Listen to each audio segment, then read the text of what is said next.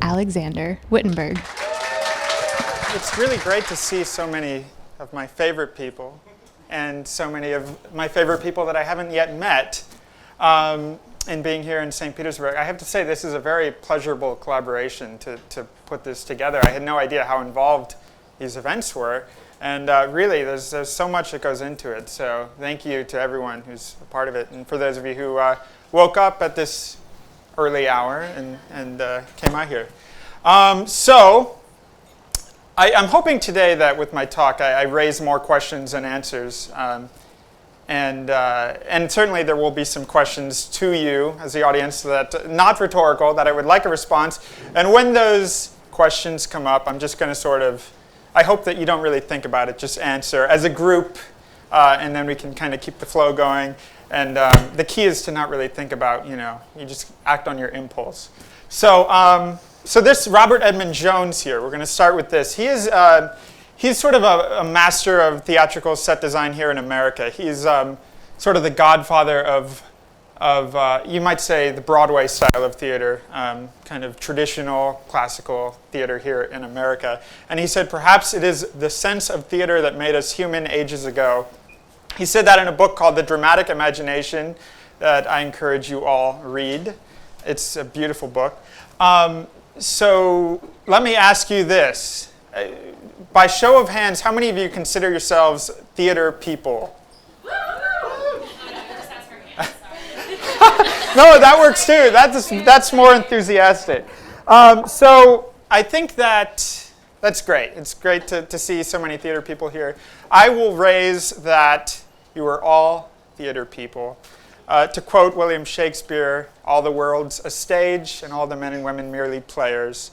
And I believe that to be true. Theater is, and in turn film, sort of a central metaphor for how we live our lives. It holds a mirror directly to the human events that we all experience and that we can all connect with and relate to in some level. So I will say, we wake up every morning, we put on our costumes, we get in our props, and drive to another set. We are writing the plays of our lives. So, we're going to come back to the roots of theater in just a moment, but first let's go back slightly, less to the roots of me. This is when I was born here in St. Petersburg in 1991. My favorite thing about this image, I call this image foreshadowing, by the way.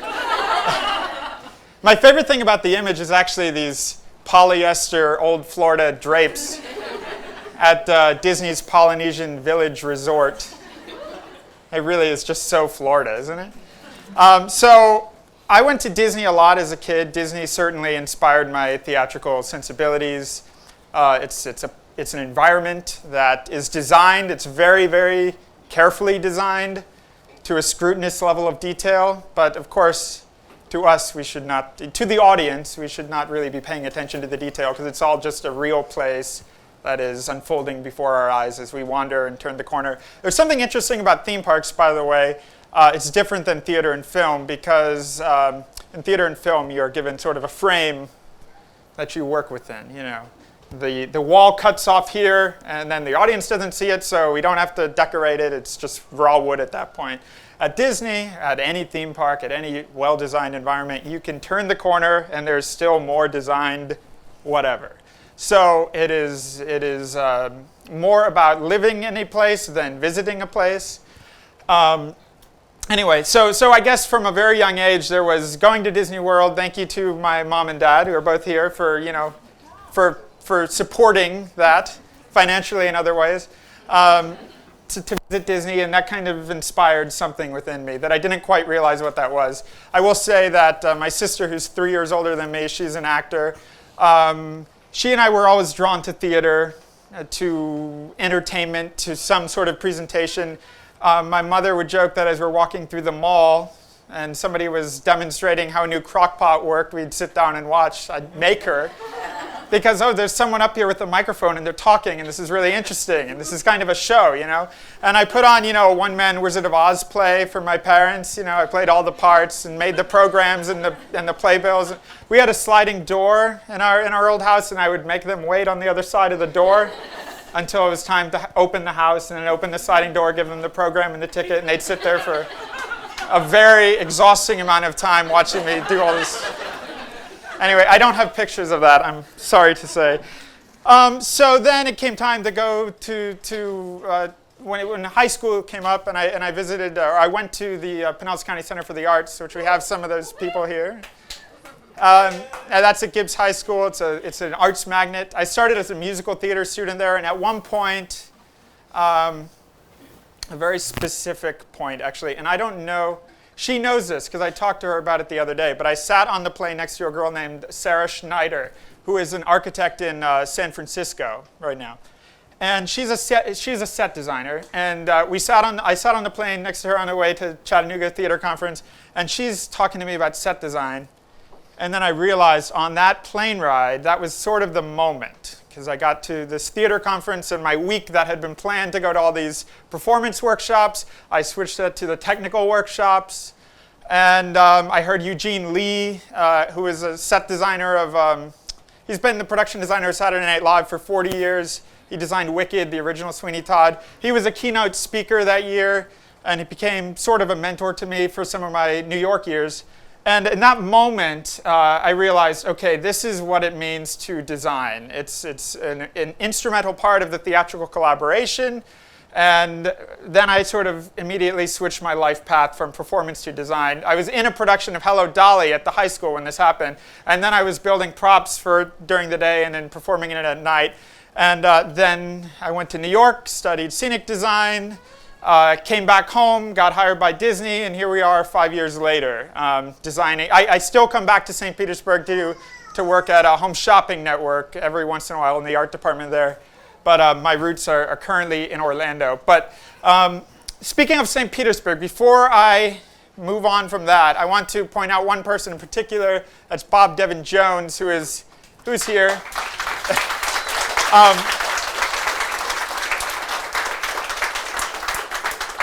The unofficial mayor, I believe, is the official title, right? So Bob made a huge impact on my St. Petersburg life. He runs a studio at 620 where their motto is "The answer is always yes," and boy, do they find a way to make that work.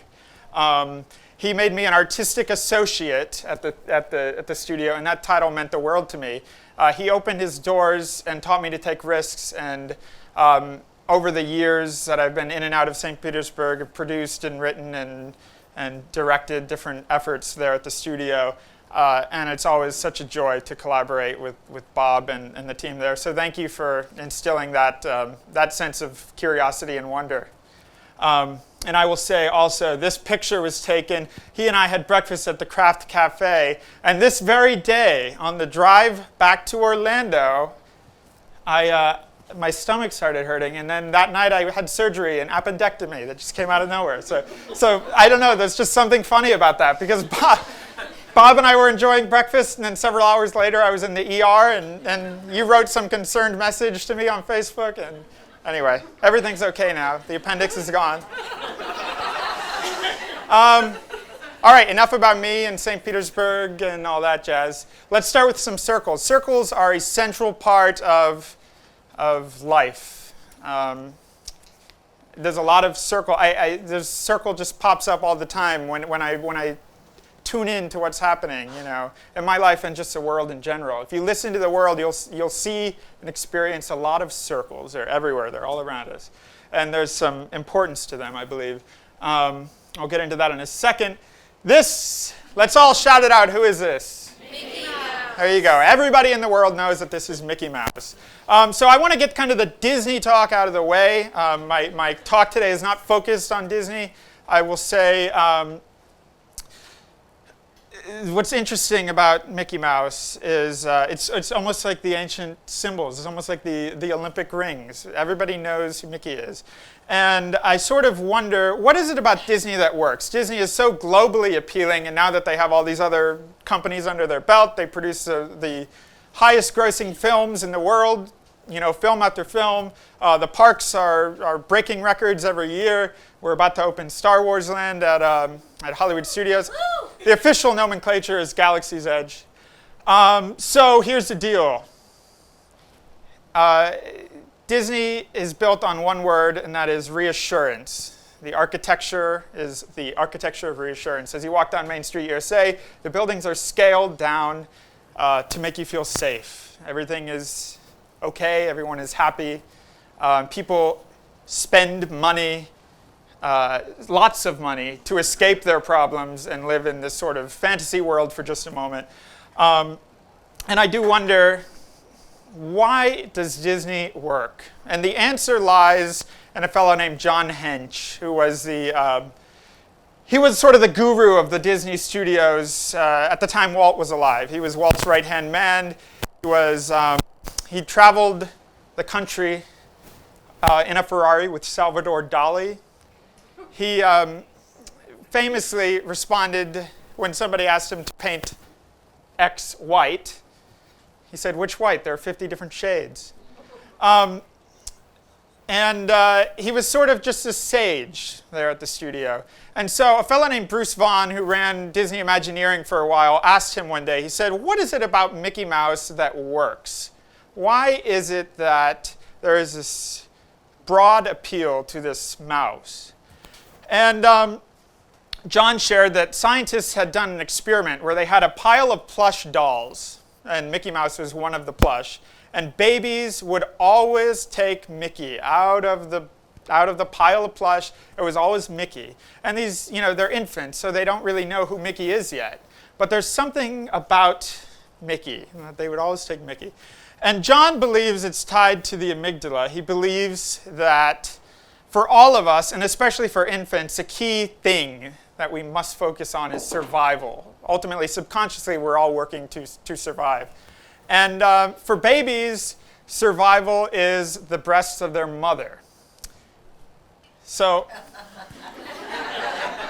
it's a little out there, but the breast and the belly, it's there. And there is something very interesting about that. It is sort of this sacred level of subconscious thought that goes into what is it that instills Disney as such an important part of our culture. Anyway, food for thought. Also, my views in this talk today do not reflect those of the Walt Disney Company.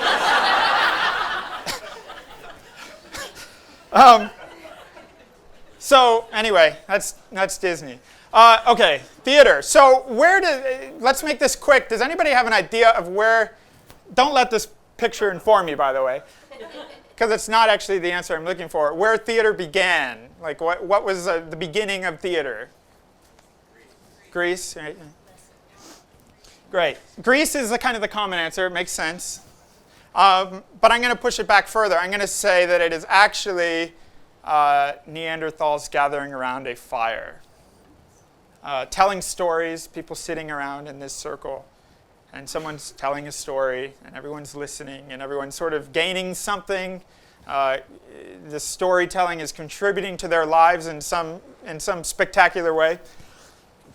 But of course, the academic answer that we're gonna kind of focus on here is Greece and Rome. And even actually medieval and Elizabethan theater mainly happened in these circular or partially circular environments. Outdoors, it was lit by the sun. Everyone was bathed in the same light, the actors on stage and the audience, so there was no hierarchy, if you will. And these were sort of communal religious gatherings. Everyone from the city would come, or from wherever the community is, would come together, and there would be this sort of cautionary tale. So it's less about entertainment and more about understanding the human experience in some way. And so there was not this kind of separation between the audience and the actor. Everyone was there kind of together. And I hope that's what this room feels like right now. We're all here together, kind of learning from each other. At a certain point, really at the decline of the aristocracy, we go into more classical theater. Okay, now this is a proscenium arch. That's what this is called. So now we're in this box where there's this frame, and everybody's looking into the frame, and you're no longer together. You're sort of in two separate halves of the room. And artificial lighting comes into play. So now all of a sudden, the audience is sitting in darkness, and the light is on the actor. And this changes the collaborative feeling of the room as well, because no longer are we together. We are now separate collaborators interpreting what's happening on stage. The lighting, the artificial lighting, gives the actor the power. They gain power by being this sort of sage, on the stage. Sage on the stage. And the audience gains their own power by becoming individual thinkers in the darkness. So now they are left to dream in the dark together.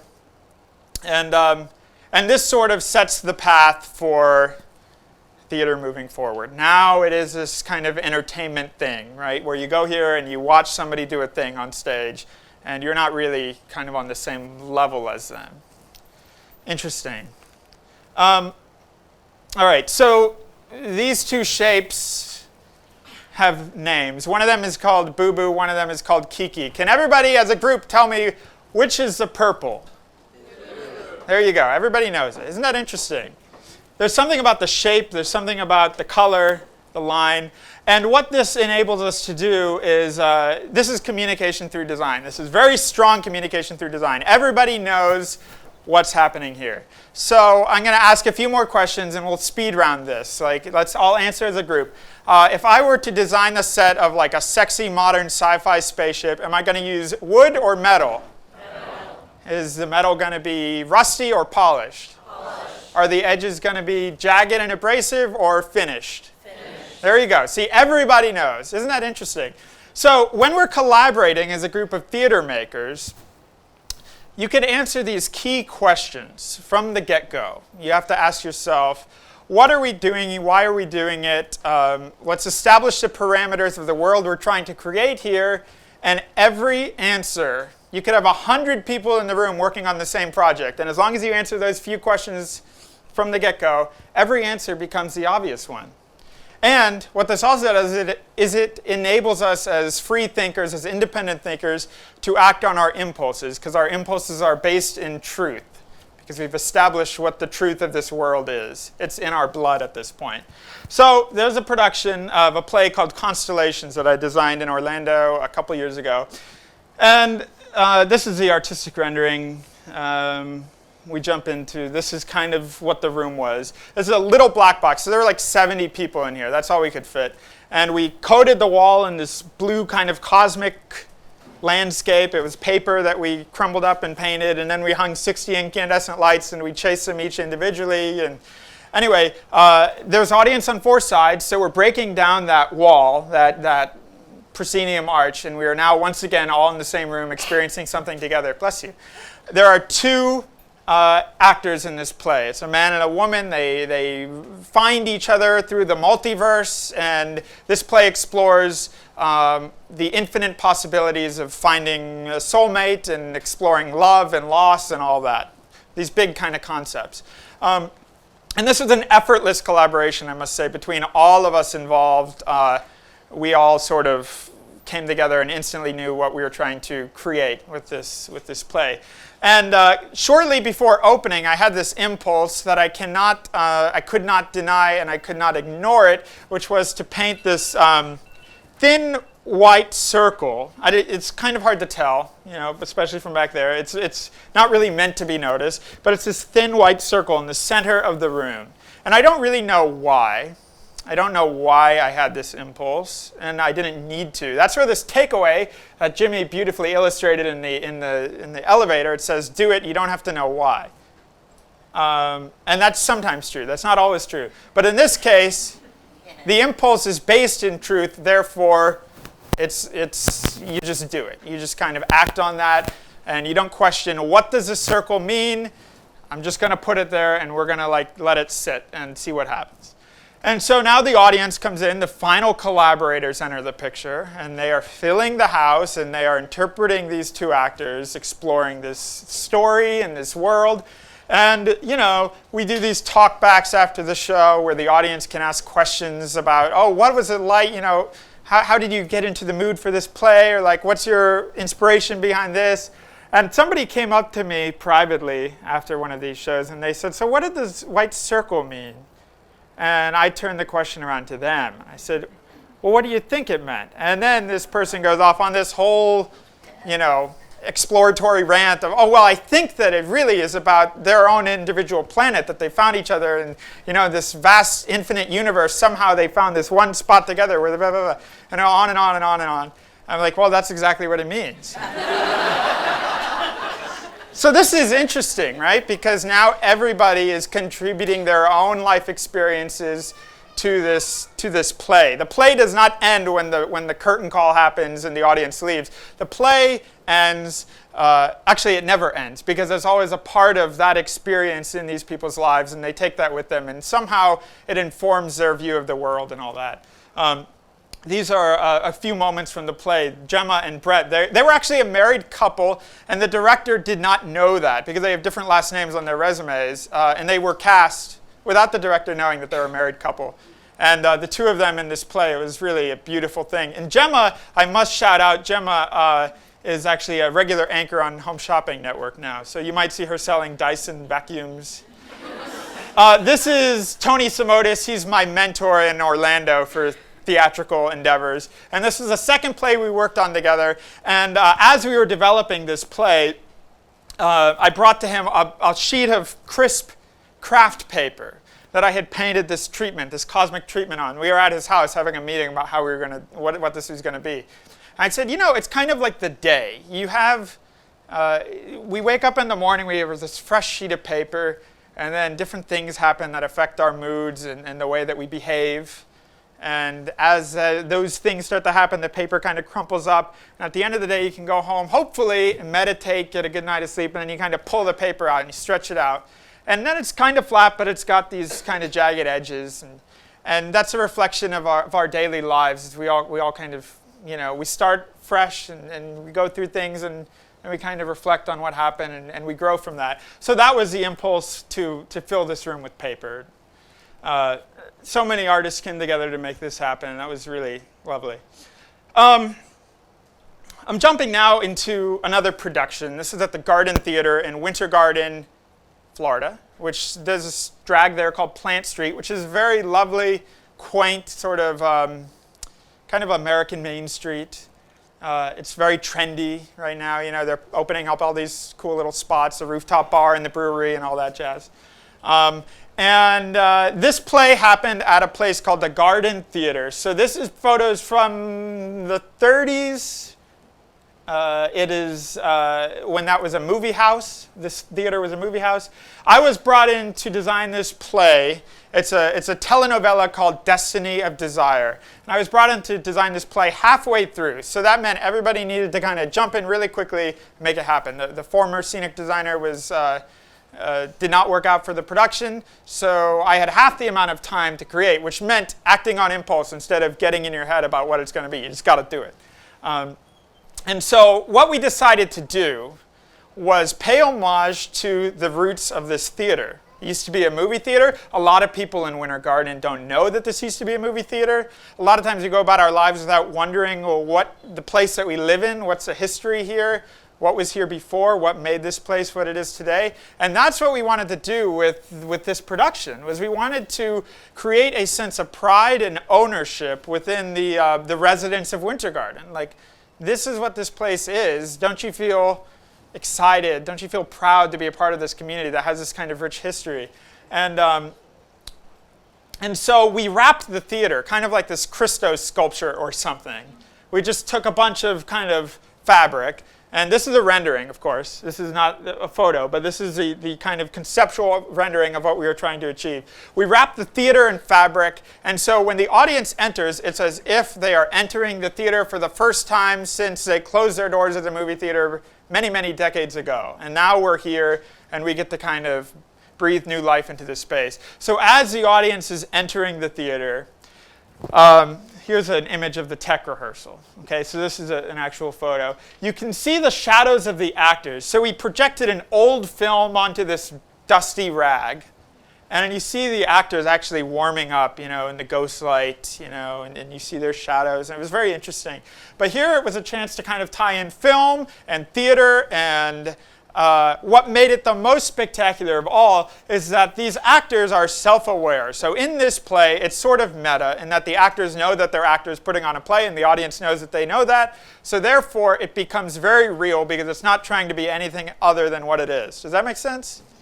So we start this play by ripping down that curtain. And then we open the stage to this. And again, it's just this sort of,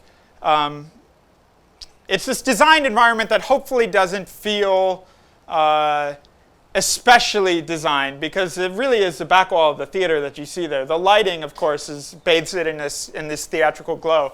But we rip down the masking. So in theater, when you have the proscenium arch up top, they usually call that piece of black fabric, or whatever color it is, it's kind of to mask the lights and everything. We call that a teaser. The legs on the side, more fabric trying to hide the theatricality of it all, those are called tormentors. So they're literally doing what their name says. They are teasing and tormenting the audience into believing this is a world right here that you're seeing in this frame. This is everything that we know about the world, and you're not going to see behind the curtain. You know, it's like the Wizard of Oz. You don't want to see behind the curtain, because then you know that it's just this guy pulling levers instead of this grand, powerful wizard. So we're letting the audience in on a secret, and now the audience gains even more power and respect by knowing, okay, this is cool. This is a part of my town, but this is also something I can be proud to know that I'm kind of part of this secret here, that these are really just actors telling a story about all of us, you know. And I want to say something while we're kind of on this topic of the dark theater, of sitting in this building that has no windows, no natural light. And usually when we're teching one of these shows, a bunch of designers and actors and everyone's in there for like 12-plus-hour days, and we're just sitting there, you know. And you're getting work done, but it's like the days drag on because there's no natural light. So you're in the box. So I was thinking about, what does it mean to think outside the box? And in this case, it means literally to get outside of the box. And we all have our boxes. In our life, we all have those places where we feel somewhat trapped creatively or otherwise.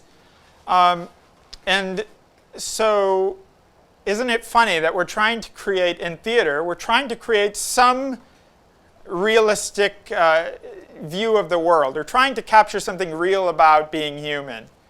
How can we do that unless we go out and we listen to the world and we get out of the box? So I encourage you all to think about that, to think about what your box is and how can you get out of that box on a daily basis. You know, how can you take time to get out of your head, get out of the box, and just kind of live and listen. And listen to the silence. Nothing is better than silence, right? So, the last piece I want to share about this Destiny of Desire production. This is kind of hard to tell, and it's kind of meant to be that way. It's sort of this faded old mural. This is a rendering I did of the mural that we painted on the back wall of the theater, the actual brick wall of the theater. And it says, Garden Theater, come and view the latest moving pictures. So this is just the next level of bringing the audience into the history of this place.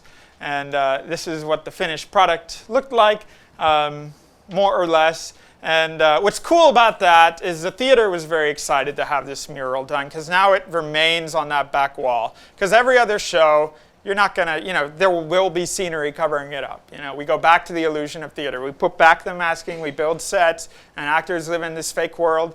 And this will always be a true part of the fabric of that space. There's another production that I'd like to share with you now. And this was part of an effort, of a life path effort that didn't work out for me. But this production has not happened yet. I hope it will.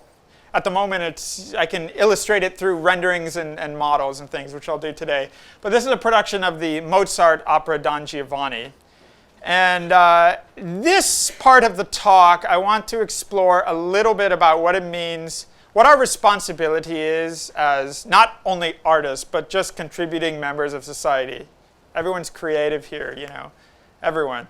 whether or not you believe you're creative, you are creative, because creativity is about finding another path to work when there's traffic. It's not about, oh, I have to sit down and paint this thing. It's like, no, no. The creativity it's much broader than art. So please believe that. If you don't, convince yourself that that is true, because it is. But there's a lot of conversations happening in the world. And this is where art can take on this kind of noble responsibility.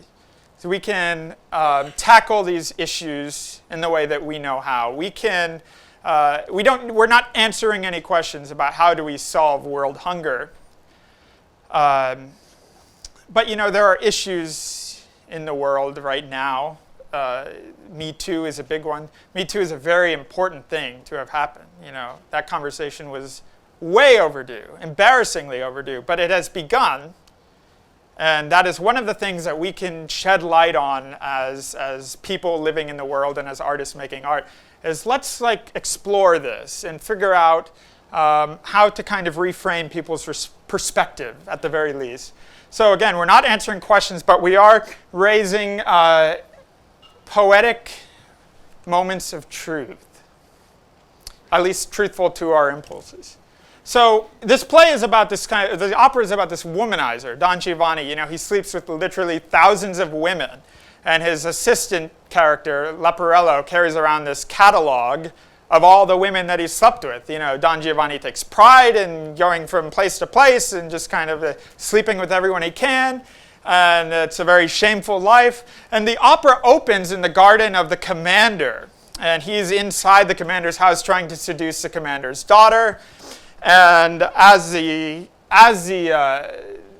daughter comes running out of the house screaming, trying to hold down Don Giovanni to rip off his mask and reveal his true identity, the commander enters the garden and blocks his way from getting to his daughter, and Don Giovanni shoots the commander dead. So later on in the opera, towards the end, they visit, they're in this cemetery where there is a statue built in honor of the commander who has passed, and the commander comes to life, and he invites, Don Giovanni invites the commander to dinner, of course thinking, oh, he's a statue, he will not come to dinner, despite the fact that it was a talking statue. Whether or not that's in his head or not, I guess is unclear. However, the commander does come to dinner. We'll get back to that in a second. What we're looking at here is the opening moment. The set, the surface on which these players will perform is pieces of the female body. This is they're objects. They are Don Giovanni's playground. They're held up in bondage ropes, reflective of his perception of what that is. This is the show curtain. So we have these voguish eyes that open the show. When the audience enters, are immediately hit with this bold, striking, awful red, this hellfire red. And we're immediately kind of put into, we're kind of giving a secret as to how will this man's life end. He will go to hell. This is a very early watercolor sketch that's just kind of getting the concept. You can see here the scale of Don Giovanni, the little figure there, and this 30-foot tall torso that comes into play at the end. Here's a model form of it. This is a 3D printed piece. And you can see what happens at the end. The commander comes to the dinner, and he opens the gate to hell. So Don Giovanni, his death reflects the life that he lived on Earth. And he is, in fact, dragged to hell. And this torso rotates to close the door to hell. And Don Giovanni is dragged down there, and that's where he shall remain. The final image, the prominent image on the stage as the audience leaves, and as the sort of moral of the story is sung to the audience, is this striking torso that takes up the entire stage. And in fact, the women that have been wronged by Don Giovanni have their say in the end. They win. And we need to make sure that that happens. Any way that we can simply shed light on these very, very big issues as artists, that's what we must do. We must focus on what we're doing and why we're doing it. this is where I kind of contradict what I said earlier. Do it. You don't have to know why. That is truthful when you've already answered the big questions. Then your impulses are real. But first, you really must ask. And what the big questions are, in fact, is what are we trying to say? Why are we trying to say it? How comes later? I hope you all take that to heart. Anyone can learn to draw. If you don't know how to draw, that's okay. It's a skill that anyone can learn. So don't say you don't know how to draw. If you want to draw, draw. What matters is what you are saying and why you are saying it. The how comes later. So let's all come back now to the circle. We're gathered around the fire, and we're reflecting on our responsibility. We're reflecting on increasing the world's capacity for well-being and happiness. And we seek wonder in any corner of the world that we can find it. So I invite you all to take what you've heard here this morning, apply it to your own lives, and find the wonder in everyday life. As many African tribes end their storytelling around the fire, they put down their words here so that they may be taken up another day. So thank you all for going on this journey with me.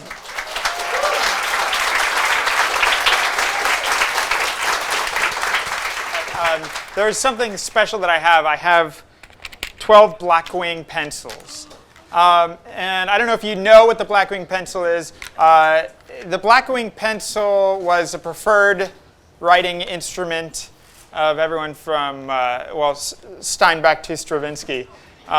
They stopped making these in 1998, and Palomino brought them back. So I have 12 of them. By the way, I don't believe that the tools make the artist. I believe the poor craftsman blames their tools. But that said, the Blackwing pencil is certainly my preferred writing instrument and sketching instrument, and you can create endless amounts of wonderment with this here pencil. I will say this was a gift from a friend. This was actually an original Blackwing pencil that there are still several of them floating around on eBay and things. And he found a way of having it engraved, which was one of the sweetest gifts. Very, very special to me. So today, if you have a question, I will give you a pencil. / if you have an idea for something you want to get started to make the world a better place, I will give you a pencil while supplies last. There are 12 of them. All right? So anyway, that's that. Yes? Wait. Oh, I don't need that. I see that. So my question for you is this. What brings you wonder every day? What brings me wonder every day? Moments of silence. I really have come to believe that silence is like the key to everything. I believe that you can connect with someone when you can stare them in the eye and just sit for a moment in silence. Make eye contact and listen and not be anxious or afraid or nervous.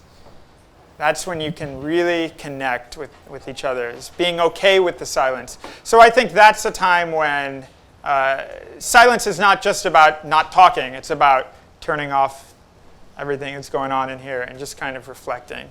I would say that's where they appear. Those moments tend to pop up during kind of meditative, silence.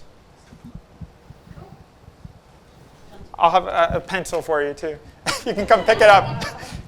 Hi, Alex. Hey, what up, David? So I've known you a long time. Yes. And from as long as I've known you, since you were like 14 years old, you wanted to do what you are doing now, right? Like basically. More or less. Like you wanted to work for Disney, more or less.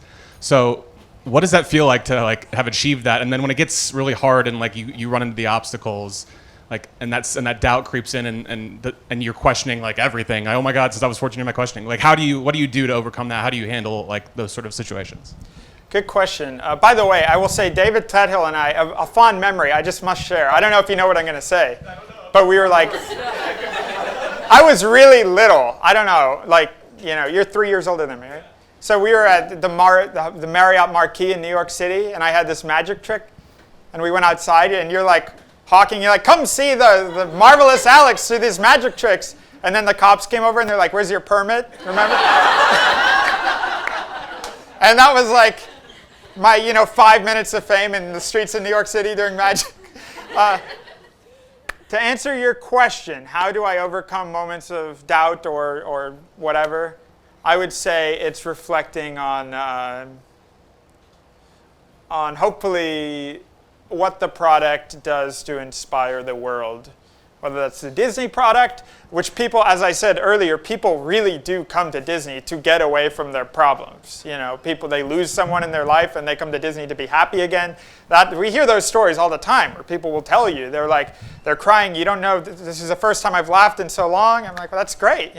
If this place means something that special to you, that in itself is enough to kind of carry all of us that are trying to create the magic. That's enough to carry us all through to the next day, or at least until that feeling kind of subsides. And that can be applied not just to Disney, but any kind of endeavor, any creative endeavor, I think. Yes? So you talked about in your presentation how set design can influence the relationship of an audience to a performance. Yes. And that's kind of like what you do. Can you share a secret about how Disney is so successful at that nobody else knows? Of how to connect an audience to the... How to use the set design or the environment to influence the relationship. Disney has a lot of tricks up their sleeves that I think are probably pretty well known at this point. One of them is on Main Street, USA. They use the smellitizers, or whatever they call them.